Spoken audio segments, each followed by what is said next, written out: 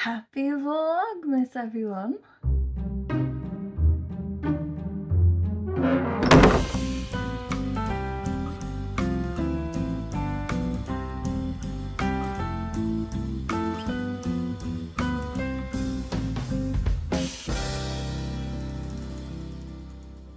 Okay, carrying on with our lists for Vlogmas.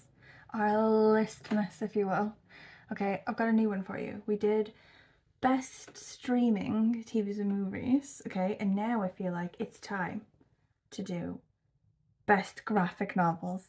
Are you ready? Okay, 10 best graphic novels I read in 2024 in no particular order, and also not based on whether it's kids ones or adult ones, because I don't make any distinction in my own life at all. Like, sometimes I read like grown-up ones about murder, you know, and serial killers, and sometimes I read, you know, ones for 10-year-olds on my own.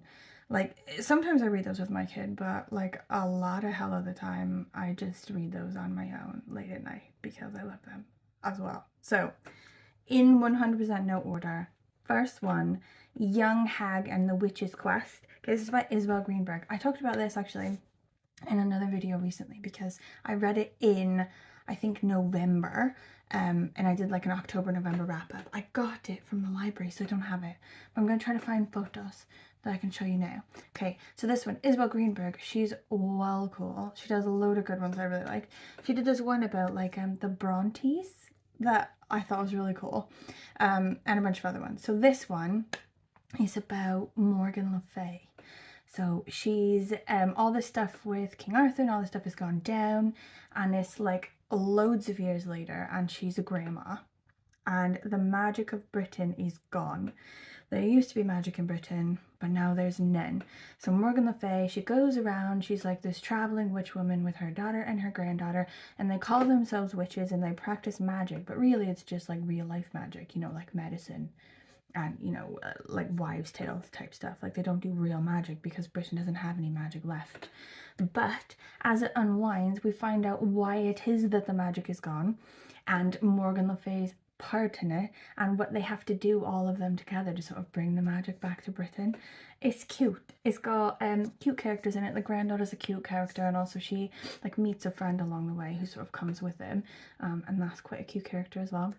And I love the art that is in Isabel Greenberg's graphic novels, and I love King Arthur. This is a good one. Next one, Spirit Week, okay, by Marcks. So this one is sort of roughly related to another book that I read this year, The Shining, okay? It takes place in the Underlook Hotel, which, you know, it's not the Overlook, but it's very much like it, is large and haunted, and also in Estes Park. So, I mean, make what you will. But it's like a kid's one. It's not scary, like, it's creepy and has, like, you know, ghosts and like creepiness. But it's definitely for kids, so not too scary. But the art in it, I love the art in this. Like, this is my favorite kind of graphic novel, like a focus on heads and faces and like really colorful, like vignettes of like big sort of artistic bits like this, you know. Anyway, there's a girl who's from Estes Park and lives in Estes Park, and her mother does like a camera shop. She's been invited to spend the winter at the Underlook Hotel as a tutor for this guy who lives there, his son. So the guy who lives there, he's like an author who's like going a bit mad. He's losing his mind and everyone knows it, you know. But she's going to spend time up there being a tutor to his son. But also there's another kid who has been invited to the Underlook Hotel for the winter. He's a sort of documentary maker, an amateur documentarian. He's been hired to do a documentary of the author that lives there. And they sort of together solve a bit of mystery, dodge a bit of scariness, uncover a bit of like, you know, hidden secrets, etc. Loved it. Real cute, like. Okay, next one, Eerie Tales from the School of Screams by Annable? I think the last time I talked about this, I also didn't know how to say his last name, and I said that I would find out, but I didn't do that. I apologize to you, the author of this book, because it's brilliant. So this one is like, again, kind of for kids, I would say. Maybe like a YA, or I don't know, maybe it is for kids and I just found it to be particularly scary. Like, it's like quite creepy, you know, sort of the art's quite creepy. The stuff that happens in it is quite creepy. But it's brilliant. Okay, so the idea is it's this teacher, and she makes all of her students tell the scariest story. You know, so they've all got to come up to the front of the class and they've got to tell a story, and it's got to be the scariest story. You know, she's looking for the creepiest one. And so it's a bunch of sort of different tales.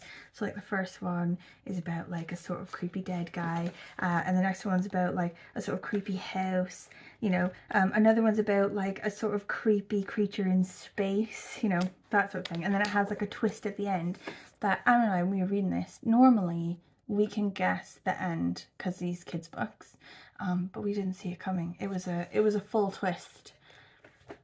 5 stars. The next one isn't like a full graphic novel, but I feel like it should live in the graphic novel family.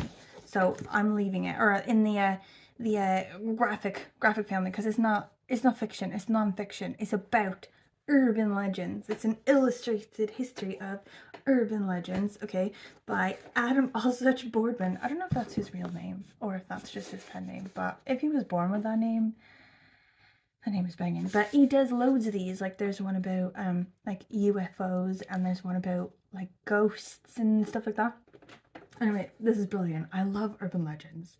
Just like random ones, like the one that everyone I know has heard in different ways from different people immediately before going on spring break to Mexico, where a girl, no one knows who, it's a friend of a friend of a friend of a friend, you know, that's what, goes to Mexico and she's murdered and she's hollowed out. They take all her organs out and they fill it full of drugs, and then they prop her up in the back seat between 2 dudes and drive her back over the border, like as like a drug-filled skin suit.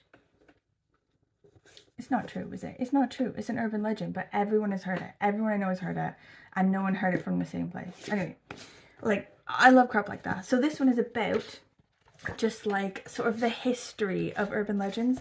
Sort of talks about how they get started, sort of where they come from, how old some of them are, certain types of them, you know, monsters or, you know, crimes or things people saw or whatever, and like sort of the regions that they come from. It sort of like talks about various different urban legends from various different places, you know. Anyway, it's real cool. Like, it's obviously not like a sort of like a graphic story, but it sort of has that kind of feel, you know. So cool. Banging. Love those. Love all those. Okay, next. The Ojja-Wojja by Madeline Visaggio and Jen St-Onge, I think. Anyway, I read this one with my kid over the summer for Shorty September, and it was banging. I think it's sort of for kids-ish, but also sort of maybe more YA. It's got quite a sort of like few themes and things in it that sort of went over my kid's head because she's sort of 9. It's maybe sort of for like younger teens, maybe more like. But the art, again, my favorite kind of art, the sort of like cool, sort of colorful, like wild, dramatic, sort of focus on faces, like that sort of thing. So it's about these 2 teens who are doing this project for school where they research the history of their town, and they find in its history like a legend of this monster called the Ojja-Wojja.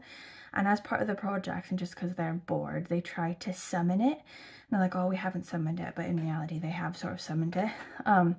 And they just then basically have to like figure out exactly what it is and identify it because it's not obvious, sort of working amongst them, and then defeat it.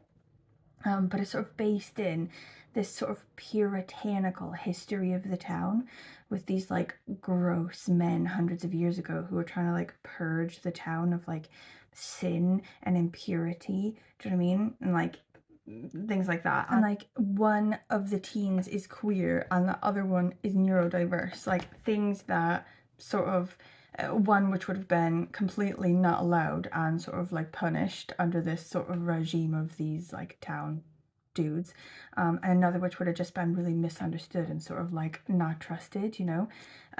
Anyway, these two kids now have to sort of get together, figure out what's happened, and then battle this monster that was created like in this way with all this sort of like grossness. So good. And also, you know, Karen at Roving Reader, she's a teacher, and she bought this for her class, for her kids, and she said it's, you know, always gone, it's always checked out, it's like one of the most popular ones that her kids sort of check out, and that warms my heart because it's so good. Okay, next one, Catstronauts Mission Moon. This one is by Drew Brockington. And it's a Catstronauts series. I've not read any more of them, but there is another one sort of like all ready to go for me. As soon as I find it, I'm going to read it. This one's definitely for kids, fully kid-like. And the idea is, it's these cat astronauts. They respond to the cat president. Okay, Earth is having a major power crisis, an energy shortage, and a climate change situation. And the plan they've decided is to send these cat astronauts to the moon to set up a solar power plant that can send energy back down to Earth. Okay, so you've got brave Major Meowser and like his team is like Blanket, Pom Pom, and Waffles. They each have like a particular skill. They each have like, you know, their own personalities. One is just in love with eating, you know, the other one loves science. Okay, and they go to space and are hilarious and solve all the problems of the day, and then come back to Earth for celebrations. Delightful. So delightful. Okay, next one I got from the library, so I don't have it for you, but I'll try to find photos to put up about it. It's Beneath the Trees Where Nobody Sees by Patrick Horvath. So I read this one as well, I think, in October, November, so I did already include it in one Vlogmas video already, sort of my recap for those months. But it's brilliant. This is like one of the most like grown-up ones on the list. It's definitely for grown-ups. It's about a serial killer. Okay, but everyone in it, all of the characters in the book are animals, but animals that act like people. Do you know what I mean? So they wear clothes and walk upright and have jobs. Like they're basically people, but look like animals. And the serial killer main character is a bear. And she owns a hardware store, and she's like really into hardware type stuff, you know, like the very beginning sort of things, like she's advising people on what kind of screws to use and sort of that sort of thing. She's very respected and very well liked in the town, very unassuming. The last person or bear you'd think who would be a serial killer, but then like in a couple of scenes, like the next sort of scenes or whatever, are her like finding victims in the city, just like an unassuming sort of dude who's like trying to help her with her car that's broken down, you know. She like grabs that fucker, puts him in a bag, you know, like takes him to the woods to like cut him up real meticulous, like, you know, because she's crazy. But the sort of book isn't about that. The book is about this other person discovers her secret and then makes it difficult for her, you know, like she's now gonna be found out because this other person has sort of like found her secret, you know, and she's gotta do something about it. Don't know what she's gonna do about it or anything, but it's brilliant. It's so good. I think it takes place in the 80s or something, because I think that's when it was actually written. It was actually made then. It's quite an old one, I think. So no cell phones, no nothing. Very nostalgic. Fully enjoyed. Okay, the next one I got from the library. Okay, it's The Dark Times by Tim Probert. But it's the third one in a series called the Lightfall series. And this one is the first one. So I'll try to show you like pictures or whatever from the Dark Times, but also I'm going to show you this one, which is the first one in the series, because you have to see it up close. It's so gorgeous. Look at this art. Oh my god, this is some of my absolute favorite graphic novel art ever. And when I got this book, I got it from can't remember the name, but it's like my favorite bookstore in Bath. and I sort of took it up to the counter. I was like, oh, this one looks real cute, I'll take it up. And the guy who checked me out, he was like, love this one, gorgeous. They're coming out with the second one. There's the second one back, you should get the second one as well. I was like, oh, well, I'll start with the first one. He's like, you're gonna want the second one.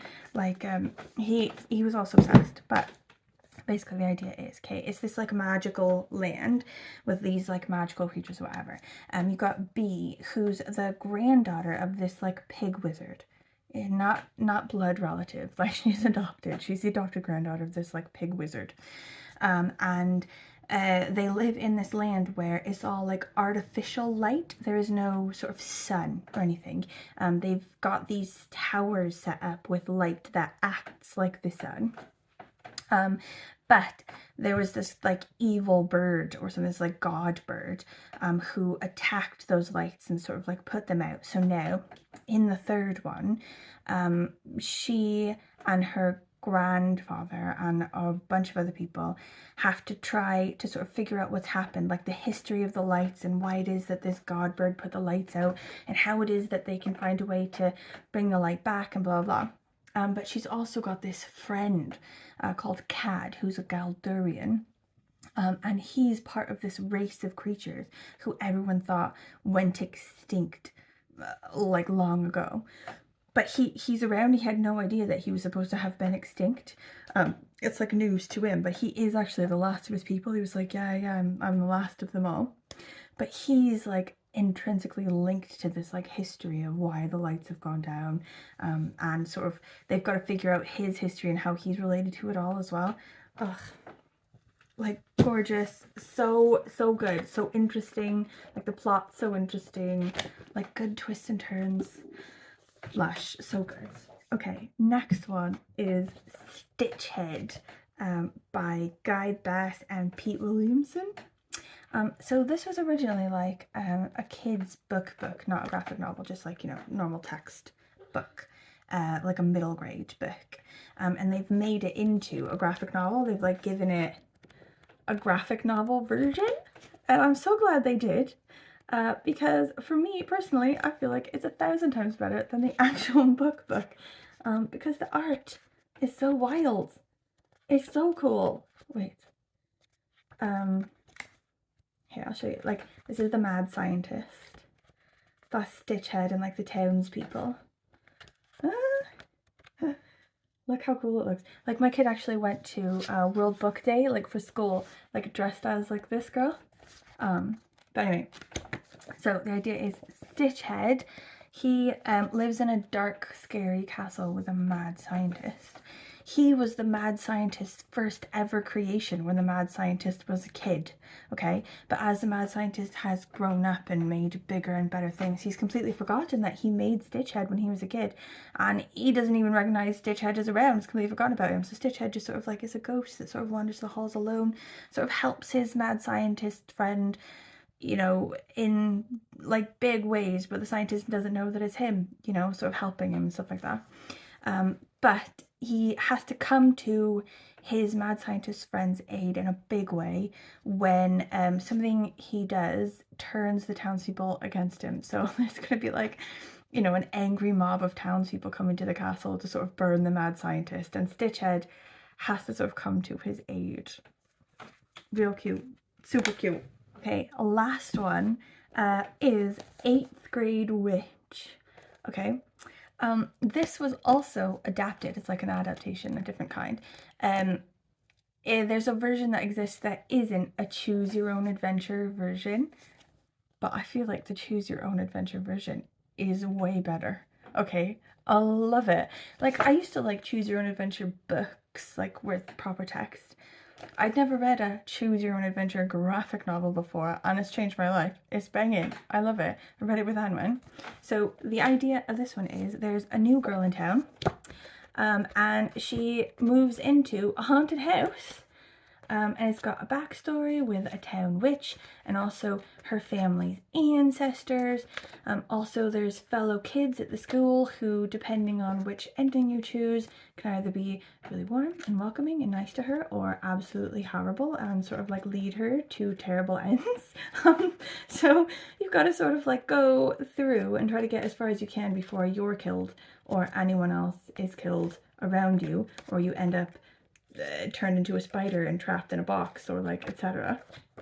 And you've got to solve the mystery of like the witch and the house and everything before dying. Love it. Love the art. Love the idea. Amazing. Okay, that's it. That's the list. If you have any more that I should look at, if like your favorite graphic novels for the year were amazing and they don't include any of these, please tell me what they are. Please let me know, because I need to start making my list of ones to read for 2025. I think other lists for Vlogmas. I think we'll do fave books, best books of the year. Obviously, we have to do that one. But I think also I might do a runner-up list. You know, like 10 best, obviously, but also like the 10 that just missed out. You know, like the 10 that would have been included in a top 20 if I was able to make a top 20. Do you know what I mean? So do like one video of like runner-up top 10 and then a top 10. Anwen also, she's gonna do her favorite books. You know, a 9-year-old girl's favorite books. Also, I think we should do, and I'm sort of thinking about this, like if you can help me sort of formulate it a bit better. So this year in 2024, I hit 50 countries. I've now been to 50, or I've been to 51 now, I think. But my 50th country happened this year. So I feel like we should do like a list of like my favorite vacation spots or favorite cities in the world. Top 10 favorite places to visit that I visited. Do you know what I mean? Something like that. As well, I went to a bunch of new places this year. I didn't want to just sort of like say, oh, my favorite place I visited this year, because even though it was a lot of them, it was only 5. Like, it's not really going to make its own list. Do you know what I mean? But I think we can do sort of like some sort of recap like that as well. Okay. If you've gotten this far, thank you for watching. Thank you, thank you, thank you. Please let me know your fave books and graphic novels down below. Also, any comments, questions, concerns, anything you have, please let me know. And I'll see you tomorrow.